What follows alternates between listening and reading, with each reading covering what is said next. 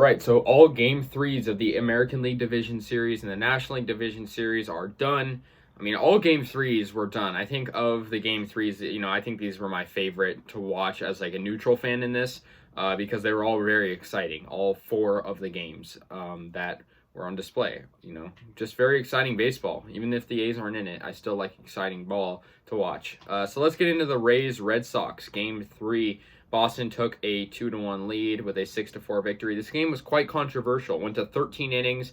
Very, very long game. I did not watch all of it. I'll put that out there because it was very long. It was kind of exhausting. But I'll get into the controversy in a moment. Austin Meadows got the Rays on the board first in the top of the fourth inning with a 2-run homer to put Tampa up 2-0. Kyle Schwarber, however, got a leadoff homer in the bottom of the first to bounce back. So that made it 2-1. It was over the Green Monster. So, yeah, anyways, the game wouldn't have any scoring for a little while until the bottom of the third. Kike Hernandez tied the ball game up. The runner was on the corners, and he hit a bloop hit into center field, which made it 2-2. Rafael Devers got an RBI single for Boston, which made it 3-2. So just like that, Tampa Bay is in a little bit of a hole, and they're losing at that point. But this game definitely had more scoring for sure. Kike Hernandez came up once again and got a solo shot home run over the monster and left in the bottom of the fifth. So it's 4-2 Boston Red Sox. And Tampa, had to come from behind, and they did eventually. So Wander Franco got a solo homer in the top of the eighth inning over the Green Monster. A lot of home runs over the Green Monster, recurring thing in this game.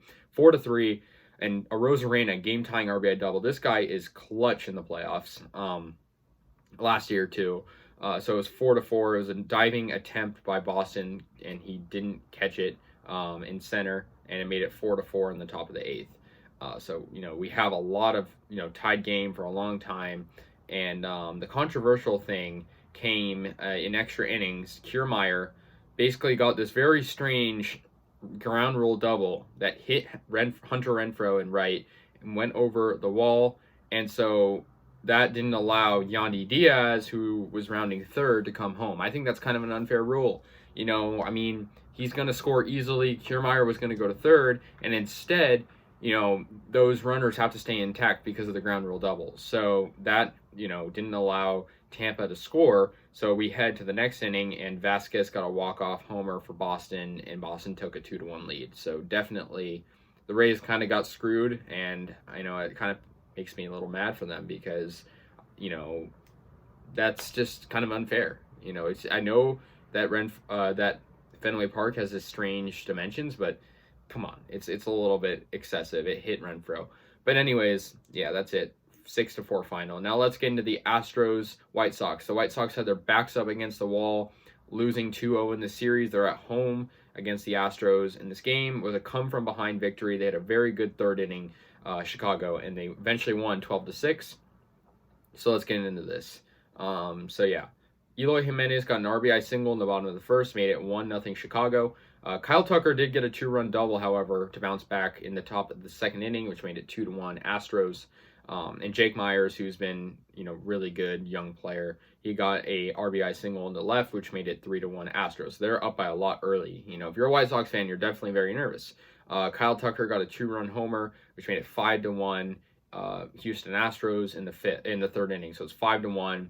Pitching for the White Sox was not very good, but Yasmani Grandal got a 2-run homer in the bottom of the third, just over the wall, which got Chicago on the board again, and it was 5-3. And then finally, a 3-run homer for the Chicago White Sox got them the lead, and it was 6-5 in the bottom of the third. So through 3 innings, we have over 10 runs. Alex Bregman, though, tied up the game with an RBI single in the top of the fourth, making it 6-6. Then Jose Abreu, the veteran player, got an RBI single, just snuck through the infield into center, and it made it 7-6 White Sox. And then it was 8-6 after a strange fielder's choice happened when the ball hit Grandal's arm, and that made it 8-6, like I said, in the fourth. Eloy Jimenez got a second RBI single of the game in the fourth, which made it was an infield single, and it made it 9-4 Chicago. Andrew Vaughn got an RBI double, the Cal product, which made it 10-6, and then 11-6 after Lurie Garcia got an RBI double. Once again, Chicago got on the board with a Tim Anderson RBI single, just a lot of offense for Chicago, and they won 12-6. That was the final, and they had 16 hits in this game, 10 more hits than the Astros. Let's go to the National League.